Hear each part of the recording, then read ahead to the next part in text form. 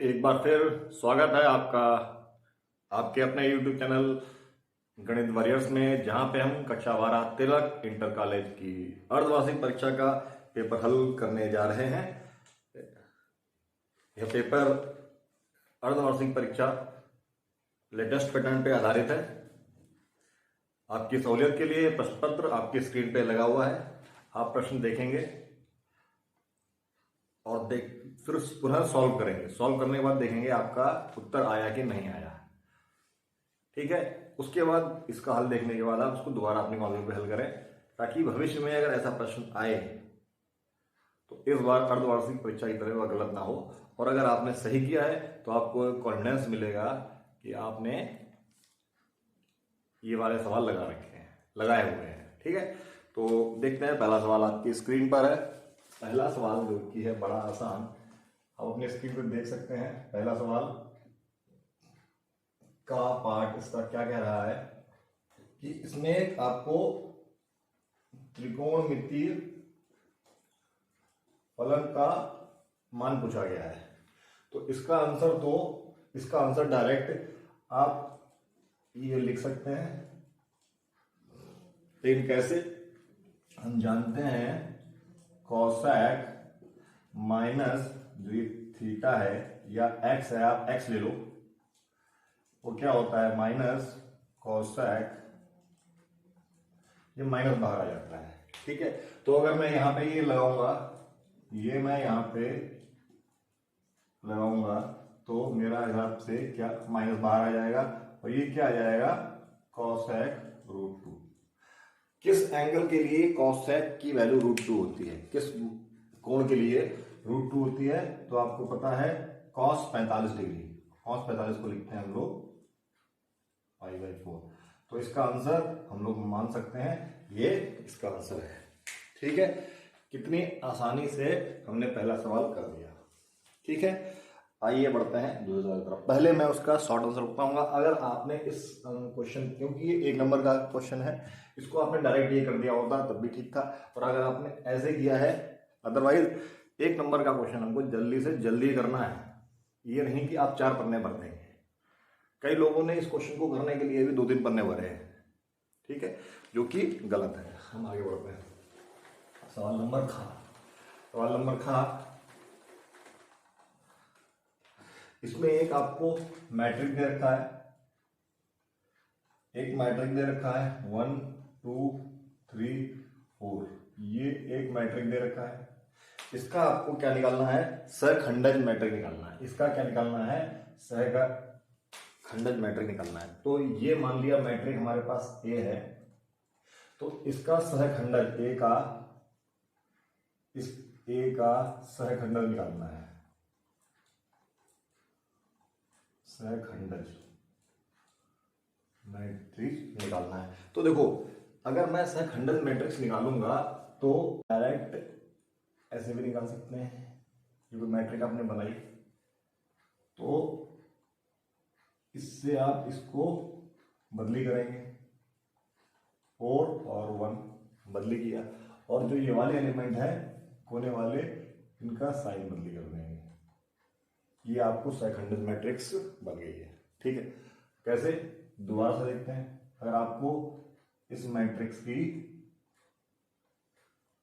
कोई, ये आपका क्या है एलिमेंट है आई जे, ठीक, तो ये एलिमेंट क्या होगा हमारे पास 1 1, ये होगा हमारे पास 1 2, ये होगा 1 3 2 1, और ये होगा 2 2। ठीक, तो क्या है इसका सहखंडज निकालने के लिए, इसका मैं अगर एडजॉइंट निकालूंगा, इसको क्या बोलते हैं हम लोग? एडजॉइंट। ठीक, इस मैट्रिक्स का हमको सहखंडज निकालने के लिए, और हम लोग इसको यहाँ पे ये भी लगाते हैं, सबको सिखा चुके हैं हम लोग क्लास में, तो भी इसका भी मतलब क्या हुआ? परिवर्त, एडजॉइंट। तो क्या हुआ, हम क्या करेंगे, ये दोनों आपस में बदली कर देंगे। बदली कर दो, ये दोनों हमने आपस में बदली कर दिए, और जो ये वाले हैं जिन पे गोला लगा है, इनका हम साइन बदली कर देंगे। ये तो हो गई हमारे पास इसकी शॉर्ट ट्रिक। अच्छा, तो ये क्या हो गया हमारे पास? एडजॉइंट अगर ये मैट्रिक्स हमारे पास ए है तो ये लगाने की जरूरत नहीं है, हमको ये निकालना है। अब हम इसका प्रोसेस देखेंगे, हम क्या करने वाले हैं, ठीक है। हम इसका प्रोसेस देखेंगे। मैट्रिक्स क्या होता है, हमारे पास कुछ टर्म होते हैं क्या, A11, A12, सॉरी A21, यहाँ 21 लिखते हैं, यहाँ पे लिखते हैं। ये एक हमारे पास क्या है, मैट्रिक है, जिसको हमने बोला B। और इसका क्या, परिवर्त, परिवर्त मतलब इसका परिवर्त, यहां लिख देता हूं, का परिवर्त, का परिवर्त, परिवर्त मतलब ट्रांसपोज, ट्रांसपोज, परिवर्त मतलब ट्रांसपोज। आपको इंग्लिश वर्ड ही पता होना चाहिए। और सेकंडरी का मतलब क्या हो गया, एडजॉइंट, इसको ऐसे लिखते हैं एडजॉइंट, ठीक है, एडजॉइंट। तो इसका परिवर्त, अब सवाल उठता है परिवर्त क्या होगा। जब इसका परिवर्त निकालेंगे तो हमारे पास क्या आ जाएगा, इसका परिवर्त जब निकलेगा तो हमारे पास ये कंडीशन होगी क्या, जो A11 है यहीं रह जाएगा, A12 यहाँ पे आ जाएगा, फिर A21 यहाँ चला जाएगा और A22 यहाँ आ जाएगा, ठीक है। क्या जो कॉलम है, जो रो थी वो कॉलम बन गए, और जो कॉलम थी वो रो बन गए, ठीक है। जो रो थी वो कॉलम बन गए और कॉलम थे वो रो बन गए। अच्छा अब देखो तो क्या हुआ, A11 क्या है, A11 अगर AIJ की बात कर रहा हूं, AIJ क्या होगा, AIJ मेरा ऐसे निकाला जाता है, जो I है प्लस यहाँ पे क्या होता है, एक टर्म आती है 11, ठीक है, 11 टर्म क्या होती है, किसी भी मैट्रिक्स के लिए, किसी भी मैट्रिक्स के लिए, यहां भी आईजे रखते हैं हम लोग, किसी भी आईजे अव्यय के लिए हमको आई कॉलम को काटना पड़ता है, जे कॉलम को काटना पड़ता है, काटने का मतलब है छोड़ना पड़ता है, छोड़ना पड़ता है। और जो बनता है एलिमेंट वो होता है, या जो बनता है उपसारणिक वो यहाँ पे आ जाता है। तो देखो मैं अगर यहाँ पे A11 निकालूंगा तो क्या हुआ, A11 निकाला मैंने तो आई की जगह 1, जे की जगह 1, और क्या है A11 मैट्रिक, तो ये है हमारी मैट्रिक, ये है। इसमें मैं पहला कॉलम, पहली रो क्या बताया था, आई, पहला आई मतलब पहला रो छोड़ दूंगा और पहला कॉलम भी छोड़ दूंगा। बचा क्या, बचा मेरे पास 4, तो 4 बचा, -1 के ऊपर पावर 2 गुणा 4, जो कि आएगा 4, जो कि है बड़ा सा, ठीक है, 4 आया। अब देखो अब मैंने निकाला A12 निकालने के लिए मैंने आई के ऊपर क्या लिखा, 1 प्लस क्या 2, 1 प्लस 2, 1 प्लस 2, 1 प्लस 2। अच्छा अब देखो मैं पहली रो छोड़ दूंगा, पहली रो मैंने छोड़ दी, दूसरा कॉलम छोड़ूंगा तो मेरे पास इस बार 3 बचा। जो मैं बोल रहा हूँ वैसे करना है, मैंने पहली रो छोड़ दी, दूसरा कॉलम छोड़ दिया, तो बचा मेरे पास 3। यहाँ पे मेरे पास क्या आया, -1 की पावर 3 इंटू 3, तो ये तो हो गया मेरे पास माइनस, तो 3 मेरे पास एज इट इज आ गया। अब बात करते हैं इसकी 2 1 की, तो 2 1 अगेन 2 + 1, यहाँ पे क्या आएगा, मैं दूसरा कॉलम छोड़ूंगा, मतलब सॉरी दूसरी रो छोड़ूंगा, दूसरी रो मैंने छोड़ दी और पहला कॉलम छोड़ दिया, क्या बचा मेरे पास 2 बचा, तो -1 इंटू 2, ये अगेन -2 आया। अब मैं A22 लूंगा, A22 लिया तो ऐसे, और क्या दूसरा कॉलम दूसरा कॉलम क्या, दूसरी रो क्या है, दूसरी रो मैंने छोड़ दी, दूसरा कॉलम मैंने छोड़ दिया, क्या बचा 1 बचा, तो मैंने यहाँ पे 1 लिख लिया, तो मेरे पास क्या आया -1 की पावर 4 इंटू 1, ये तो हो गया मेरे पास 1 और पॉजिटिव का 1, ठीक है। तो ये एलिमेंट मेरे पास आ गए हैं। अब आप देख सकते हो अगर मैं इन एलिमेंट को इसमें रख दूंगा, यही तो इसका परिवर्त, जो ये मैट्रिक बनेगी इसका परिवर्त यही सेकंड आ जाए। तो अब आप देखो, मैं रख के देखता हूं। A11 क्या है 4, A12 क्या है -3, A21 क्या है -2 और A22 क्या है। तो ये आपके पास मैट्रिक्स बन गई है, ये आपका मैट्रिक्स बन गई है। ठीक है,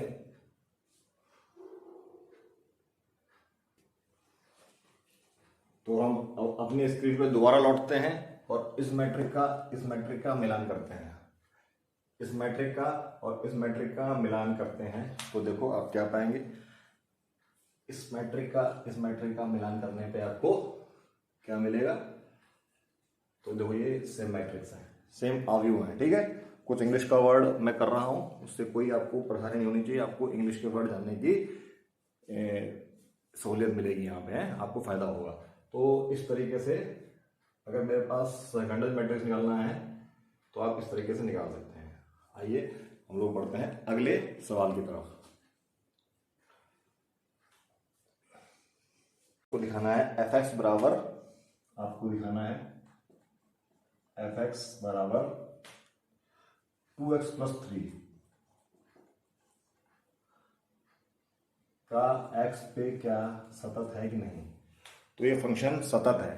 अगर आपको पता है आप लिख सकते हो, क्योंकि यह सतत फंक्शन है, क्योंकि fx एक घात का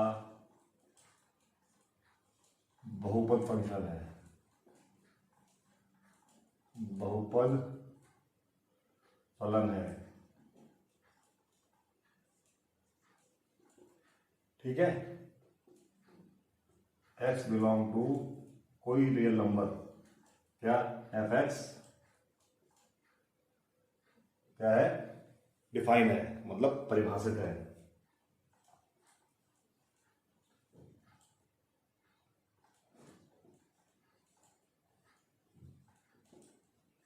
अतः fx सतत है। ये भी आपको बताया गया है ना, बहुपद फंक्शन होते हैं घात के, वो x के हर मान के लिए सतत होते हैं। तो पूछा गया बहुपद फंक्शन है। दूसरी चीज, एक तरीका ये हो गया, दूसरा तरीका सतत है, पूर्णतः सतत है। दूसरा तरीका, अगर fx बराबर 2x + 3 है, मतलब y बराबर 2x + 3 है। ठीक है, अगर मैं इसका आलेख बनाता हूं, तो अगर x को मैं 1 रखूंगा तो ये 5 आएगा, x को मैं 2 रखूंगा तो ये 7 आएगा, x को मैं -1 रखूंगा तो ये 1 आएगा। ठीक, इसका मतलब मैं इसका अगर आलेख बनाता हूं, 2 और 7, ये 2 है तो 7, ये पॉइंट अगर मैंने ए मान लिया, ये जल्दी जल्दी करना है इसलिए मैं जल्दी करके दिखा रहा हूं।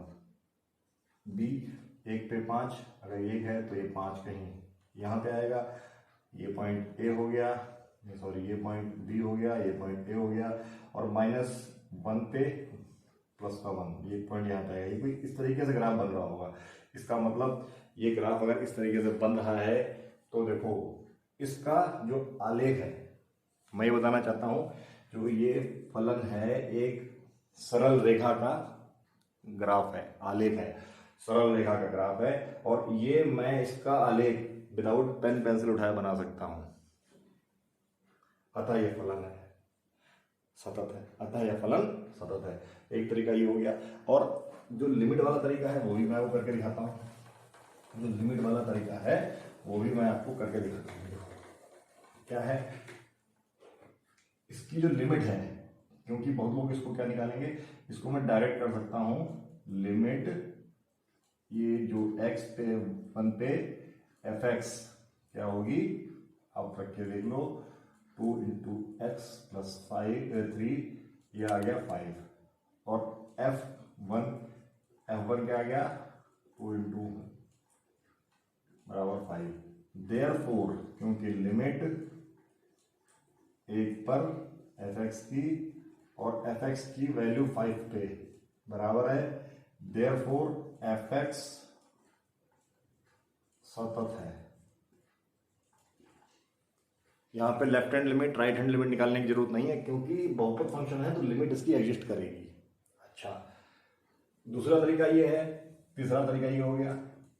चौथा तरीका जो हमारे पास है, हम इसकी लेफ्ट हैंड लिमिट निकालेंगे और राइट हैंड लिमिट निकालेंगे और फंक्शन की वैल्यू निकालेंगे। किस पे? 1 पे। लेफ्ट हैंड लिमिट किस पे? 1 पे निकालेंगे, 1 पे निकालेंगे और देखेंगे क्या बराबर आ रही है। लेकिन क्योंकि 1 नंबर का सवाल है तो 1 नंबर का सवाल 1 नंबर के हिसाब से होना चाहिए। तो भी हम कर सकते, अगर मैं इसकी लिमिट निकालता 1 माइनस पे, अच्छा, limit x tend to 1 plus और इसकी वैल्यू 1 पे, आप देखेंगे ये बराबर ही आएगी, आप देखेंगे ये बराबर ही आएगी।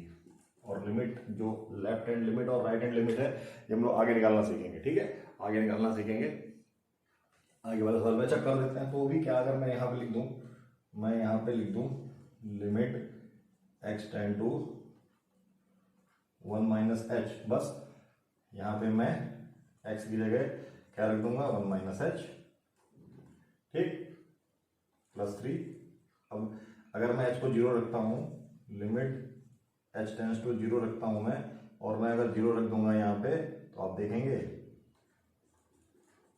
क्या चीजें आने वाली हैं। अगर मैं 0 रख देता हूँ तो यहाँ पे क्या आएगा, ये तो 0 हो जाएगा, ये सब बराबर ही आएगा। ऐसे इसी प्रकार इसकी बात करता हूँ तो लिमिट h टेंड्स टू 0, अच्छा, टू 1 प्लस h प्लस 3 आएगा। यहाँ पे मैं h को अगर h का मान 0 रख देता हूँ और इसकी वैल्यू तो यहाँ 5 है ही, सारी वैल्यू 5 आ रही होंगी, सारी वैल्यू 5 आ रही होंगी। अतः यह फंक्शन क्या हो जाएगा, पूर्णतः सतत हो जाएगा। ये बराबर आ गया, ये बराबर आ गया, left hand limit right hand limit और फंक्शन की वैल्यू उस पॉइंट पे बराबर आ गई। अतः ये फंक्शन पूर्णतः सतत है। चाहे आप आलेख विधि से करें, इस विधि से भी करोगे तब भी आसान हो जाएगा। आपने लेफ्ट हैंड लिमिट निकाली, ये निकाल दी, राइट हैंड लिमिट निकाली, ये निकाल दी, और फंक्शन की वैल्यू उस पॉइंट पे निकाल दी, ठीक है। आगे बढ़ते हैं, अगला सवाल। अगला सवाल,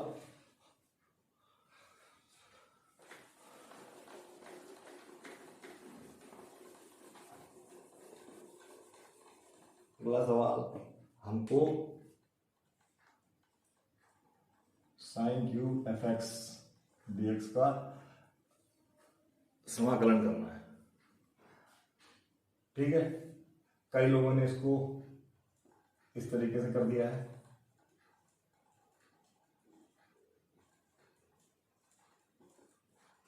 जो कि गलत है, जो कि गलत है, ठीक है। इसको करने का तरीका ये पूर्णतः गलत है। इसको करने का तरीका क्या करेंगे आप, साइन स्क्वायर एक्स और साइन एक्स, इसको हम ऐसे ब्रेक कर सकते हैं, और साइन एक्स को हम क्या लिखेंगे, 1 minus cos square x sine x D x. अब यहाँ पे हम मान लेंगे, लेट माना जो हमारा कॉस एक्स है, कॉस एक्स उसको हमने मान लिया टी, तो minus sine x D x क्या हो जाएगा, डी टी, ठीक है। ये सवाल हमको इस तरीके से करना है। तो अब मैं करता हूं, देयरफॉर अगर मैं इसको किसी भी इंटीग्रेशन आता है उसको आप तुरंत आई मान लो, आई मान लो। देयरफॉर आई बराबर क्या हो जाएगा, 1, इसकी जगह मैं क्या रख दूंगा, टी का स्क्वायर, और साइन एक्स डी एक्स क्या हो जाएगा, अगर मैं माइनस यहाँ से हटाता हूँ तो माइनस यहाँ चला जाएगा, तो ये क्या हो जाएगा, माइनस का डी टी। तो कन्वर्जन कैसे हो गया, कन्वर्जन हमारा ऐसे हो गया, T square minus 1 upon D T. इसको अगर मैं अब अपकरण करूंगा तो क्या हो जाएगा, टी क्यूब बटे 3 माइनस का टी प्लस सी, टी का मान रख दिया, टी का मान रख दिया, तो कॉस क्यूब एक्स बटे 3 माइनस कॉस एक्स प्लस सी ये आपका आंसर होने वाला है। ठीक है, तो इस वीडियो में पहला प्रश्न ही केवल। ठीक है, मैं आशा करता हूँ आपको समझ में आया होगा। मैं सारे प्रश्न आपको शॉर्टकट में बता रहा हूँ, हर सवाल को मैंने, क्योंकि 1 नंबर का सवाल है वो आपका 60 सेकंड के अंदर आपको करना है, तभी तो आप आगे कर पाएंगे। ऐसी कोई लिमिट नहीं है, लेकिन 1 नंबर का सवाल आपको जल्दी से जल्द करना है ताकि आप दूसरे सवालों पे फोकस कर सकें। तो मैं आपको शॉर्ट भी बता रहा हूँ और उसको लॉन्ग भी बता रहा हूँ, और इनकेस अगर आपको फिर भी समझ में नहीं आता है तो हम भविष्य में ऐसे कई वीडियोस बनाएंगे तो पढ़ने की कोशिश करेंगे। मैं आशा करता हूँ आपको यह वीडियो पसंद आया होगा, और अगर कोई दिक्कतें परेशानी है आप कमेंट करके बता सकते हैं, तो हम इसको और अच्छा बनाने की प्रयत्न करेंगे। धन्यवाद।